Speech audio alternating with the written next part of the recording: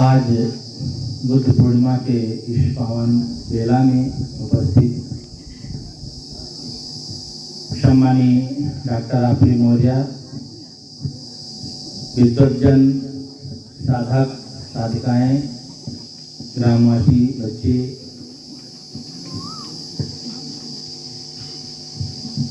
भगवान बुद्ध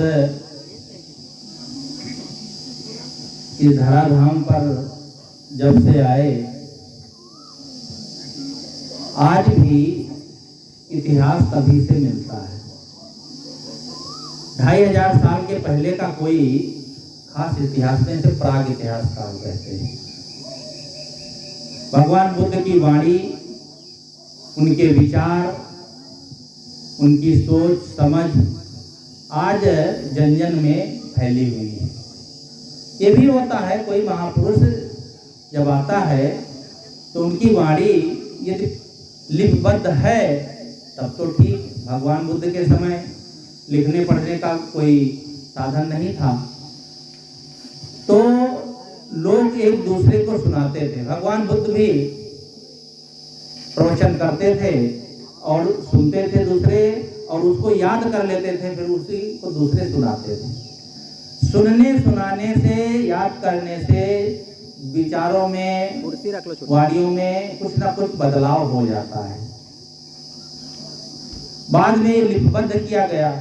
ये धम्म पदम नाम की जो पुस्तक है, इस पर सदगुरु अभिलाष साहब ने भी टीका किया है।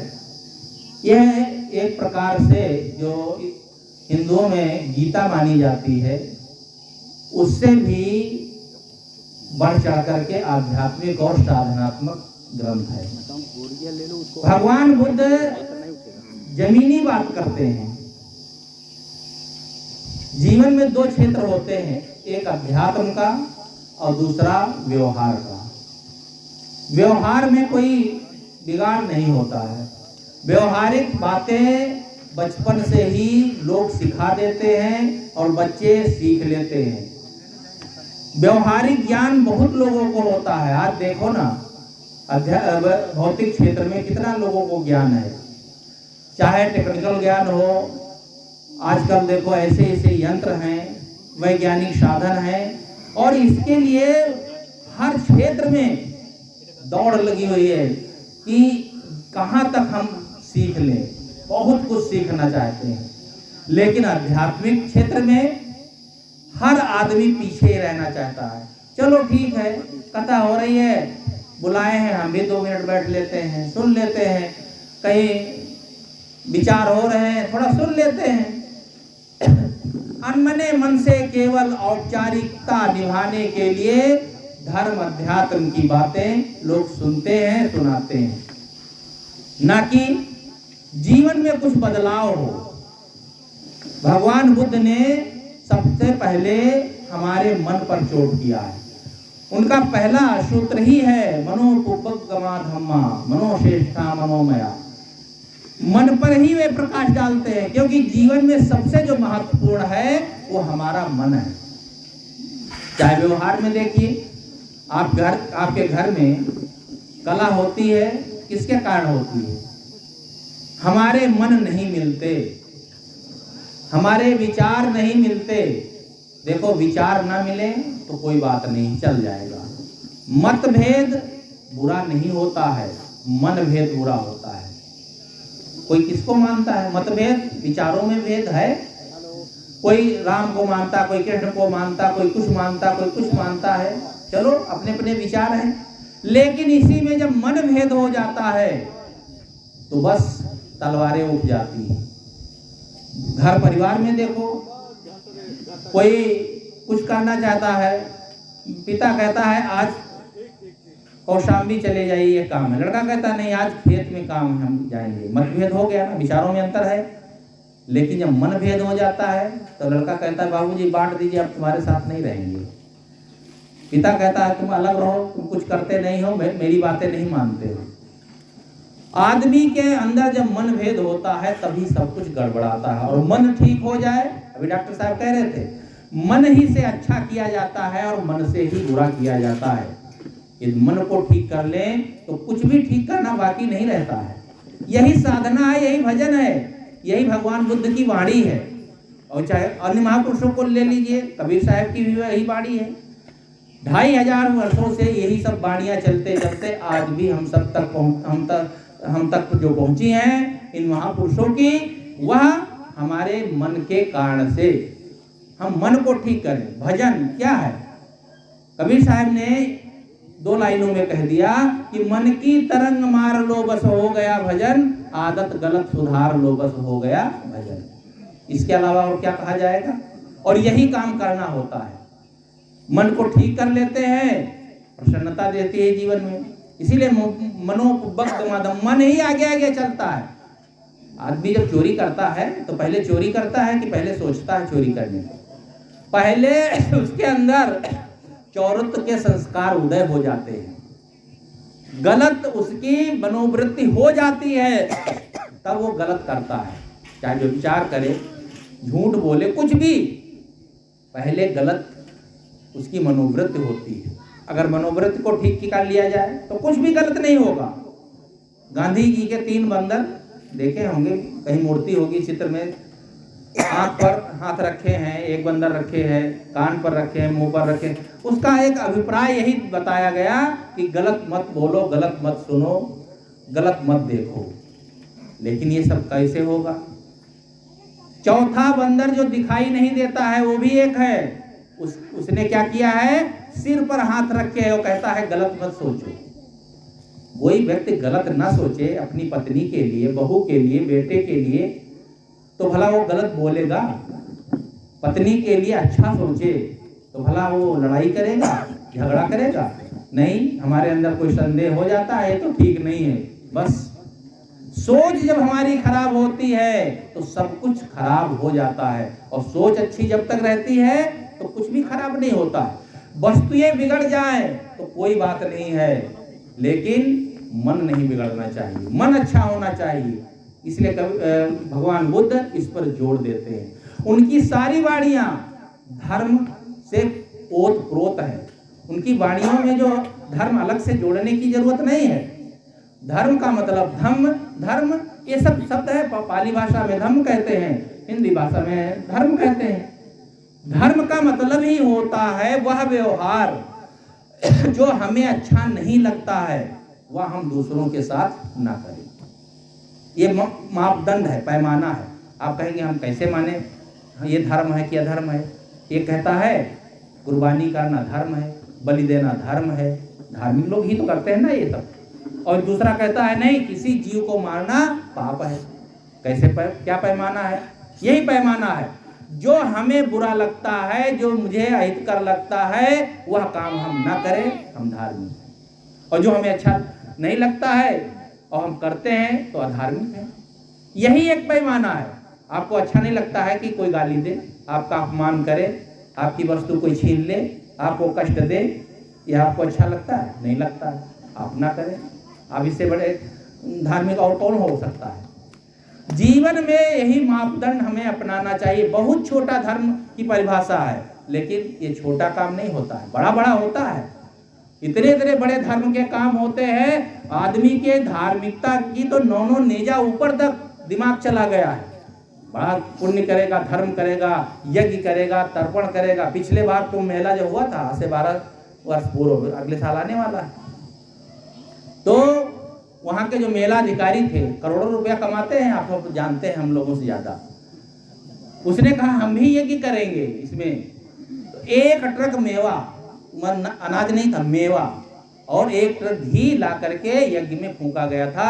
जिस दिन यज्ञ हुआ था उस दिन पूरे मेला में 20 किलोमीटर तक आंख में जो है दर्द होने लगा था। काला काला पूरा मेला हो गया था। बताओ, ये धर्म का काम है? कितना पढ़े लिखे, कितना होशियार है, लेकिन धर्म में करेंगे। अरे कुछ किया जाता है, चलो आरती जलाना है और कुछ पूजा पाठ करना, थोड़ा बहुत 2-4 ग्राम कुछ कर लो, ठीक है, एक अपनी परंपरा। ये ट्रकों ट्रक, अरे उतने ट्रकों मेवा और घी वो मेला में जो आए थे बेचारों को बांट देते भूखे प्यासे, तो उससे बड़ा कोई धर्म होता है? लेकिन नहीं, उसमें कोई दिलचस्पी नहीं है। दीन दुखियों को सुखी करने के लिए दिलचस्पी नहीं है। क्यों?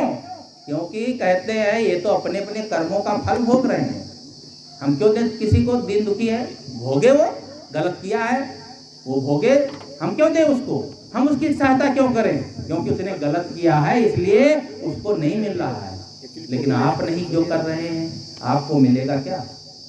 आप अगर दान पुण्य परोपकार धर्म नहीं कर रहे हैं, दीन दुखियों की सेवा नहीं कर रहे हैं, तो उसी श्रेणी में आगे आने वाले हैं। तब आप चाहेंगे कि हमको हमारी सहायता लोग करें, क्यों करेंगे? अभी भोगो अपने कर्मों का फल। आज जो लखपति करोड़पति दिखते हैं, एक लड़का पैदा होता है अंबानी टाटा बिरला के यहाँ, उसी दिन लखपति हो गया। एक सड़क पर पैदा होता है, वो भिखारी रहता है। क्यों? ये कर्मों का फल नहीं है। भगवान बुद्ध ने इसीलिए कहा है कि अपने कर्म सुधारो, अपना मन सुधारो। मन से शुरुआत करो, कर्म अपने आप सुधर जाएंगे। सारी बातें मन से शुरू होती हैं। और ये मन पर सोचना चाहिए। ये मन हमको क्यों मिला है? दिमाग क्यों मिला है? सब दिमाग कहो, मन कहो, इससे सोचने के लिए मिला है कि केवल बस डिबिया में बंद कर देने के लिए? वैज्ञानिक लोग अगर सोचते ना, समझते ना, तो इतने आविष्कार कर लेते। आज नहीं सोच सकते हैं। जो कह दिया धार्मिक लोग बैठ करके मंच पर गाते हैं। राजा सगर की पत्नी को 60,000 बच्चे एक साथ पैदा होते भये। सब लोग क्या बोलते जानते हो? वृंदावन बिहारी की जय। कोई नहीं पूछता है 60,000 बच्चे कैसे पैदा हो जाएंगे। सारी अवैज्ञानिक बात। और उसके लिए किताबों में जड़ भी दिया गया है, उल्टा सीधा कह भी दिया। प्रातः काल भक्ष लियो तो तीनों लोग भयो अंधियारो। प्रातः काल हनुमान जी खड़े हुए, भूख लगी तो कहा क्या खा ले? तो मम्मी को कहाँ फुर्सत थी? आजकल की मम्मी, उस समय की माता का फुर्सत नहीं थी, कहे बेटा कुछ खा लो, पका पका फल मिल जाए। तो उन्होंने देखा कि सूरज निकला लाल लाल, भूख लगी थी, बस गप से मुंह में धर लिए। देखो, पृथ्वी से 13 लाख गुना बड़ा दहकता हुआ आग का गोला, और हनुमान बच्चे थे तब मुंह में रख लिए, और सब अंधेला अंधेला हो गया। ये सूरज पता नहीं कब से निकला है, कि कब मुंह खोला होगा। वही बात है, सब उल्टा सीधा लिखते जाते हैं, कहते, और इसके लिए काट भी रखते हैं जो कि बिना सिर पूछ की होती है। जब किसी ने पूछ लिया ये 60,000 बच्चे कैसे पैदा हो गए महाराज? अरे क्यों नहीं, 60,000 बच्चे ऐसे पैदा हो गए। राजा सगर की पत्नी सुमति को एक तुमड़ी नुमा गर्भ से निकला, उसमें 60,000 कीड़े के समान बच्चे थे, मानवाकार। तो कहा उन बच्चों को राजा ने एक एक घड़े में डाल दिया, घी का घड़ा भरा, और उस घड़े में एक एक बच्चे को डाल दिया, और वो खा पी करके जवान होकर के निकले।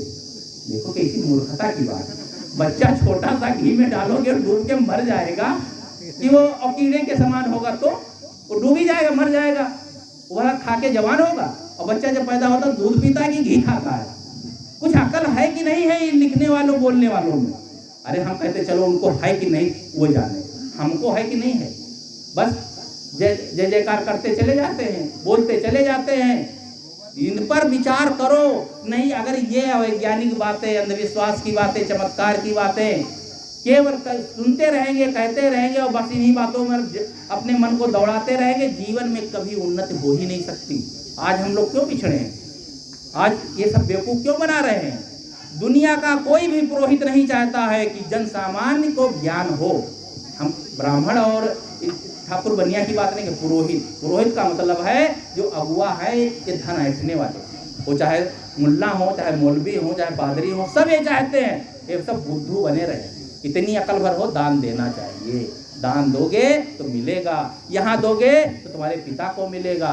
श्राद्ध में खाते खिलाते नहीं हो, पता नहीं क्या क्या, मर जाए जैसे कोई तुम्हारे घर का मरे, बस लाओ गांव भर को खिलाओ, मृत्यु भोज करते हैं। इतनी गलत परंपराएं चली आ रही हैं। अरे बेचारा वैसे भी 10-20 हजार रुपया डॉक्टर को दे आया, अस्पताल में बीमारी में खर्च किया, कितना वो दुखी हो गया, और वो उसके बाद मरा, फिर उसके ऊपर लाद दिए, जमीन घर बेच करके फिर तुमको खिलाए। भूखे मर रहे थे क्या? इसका त्याग करना चाहिए। कुरीतियों को, अंधविश्वासों को, जो समाज के लिए कोड़ है, एक प्रकार से बहुत कठोर शब्द में कहा जाए, इनका त्याग करें। इस पर समझे बूझे, यही बुद्ध की वाणी है। बुद्ध के ऊपर हम आरती जला ले या उनके माला पहना दे, उससे क्या होगा? उनकी वाणी के ऊपर माला पहनाएं, उनके विचारों के ऊपर माला पहनाएं, उनके सामने, उनके विचारों के सामने हम नतमस्तक हों और वैसा अपने जीवन में उतारें, तब समझ लो हम बुद्ध की वाणी का खुद हम समझ सके हैं। नहीं तो बस ऐसे लोग भटकाते रहेंगे, बेवकूफ बनाते रहेंगे। एक लड़का जब मैं पढ़ता था तब की मुझे याद बात आया था बड़े स्थान से, आज उस पर मैंने विचार किया, देखो कैसी इनकी समझ होती है और कैसे इनके दिमाग है। उसने क्या कहा हमारे जोश में, दुनिया में जब तक मूर्ख रहेंगे ना तब तक हम हल की मुठिया नहीं पकड़ेंगे। आप इशारा समझ लीजिए, क्यों काम करें, मूर्ख हैं, मूर्ख बनाए रहेंगे। यहाँ 10 रुपये रखो, यहाँ 5 रुपये रखो, यहाँ 2,000 रुपये रखो, बस एक बटिया रखे रहेंगे, गंडू की गोल गोल काली काली सब पर चढ़वाते रहेंगे और शाम को हमारे 10,000 रुपये हो जाएंगे, 5,000 बस हो गया। मूर्खों को मूर्ख बनाएंगे, क्यों हल की मुठिया पकड़ेंगे। लेकिन अगर समझदारी हम सब में हो जाए तो हल की मुठिया नहीं, जूता भी टाकना पड़ेगा। आज टाक भी रहे हैं ऐसा कहने वाले। सब ये हमारी समझ पर निर्भर करता है, इसलिए अपनी समझ को बढ़ाएं। और भगवान बुद्ध की जो वाणी है वह हमारे एक एक वाणी हमारे लिए हितकर है। अंधविश्वास से हम बचे, अवैज्ञानिक मान्यताओं से बचे और भगवान बुद्ध के मुंह में डाल करके गलत ना करें। एक बात और ध्यान दें, ये बात हम लोगों को खराब लगेगी।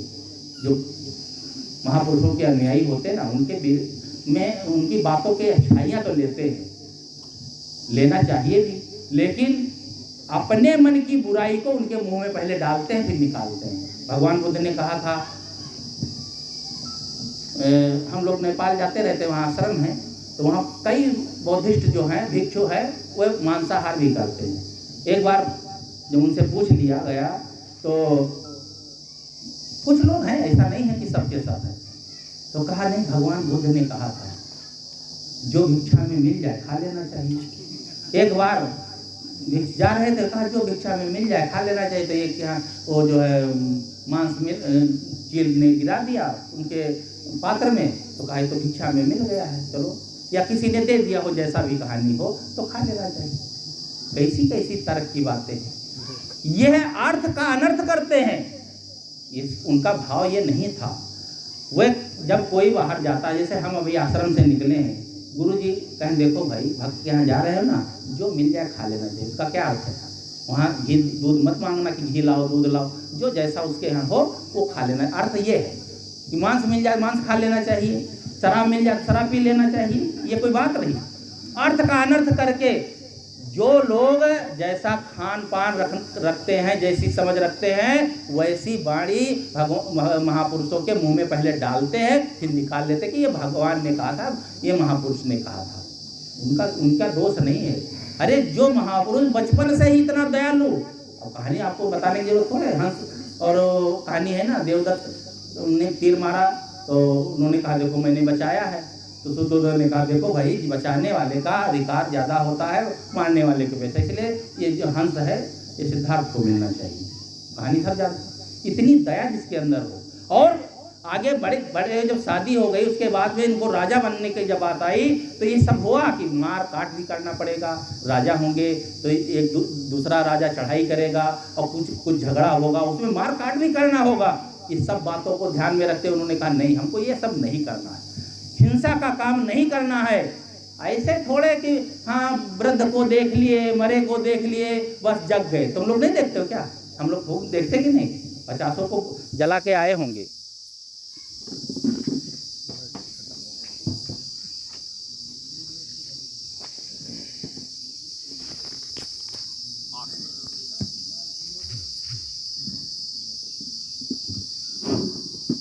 जीवन में कितने लोगों को हम मृतक को देखते हैं, बूढ़ों को देखते हैं, सबको देखते हैं, लेकिन आज तक हम सब बुद्धू के बुद्धू बने बैठे हैं।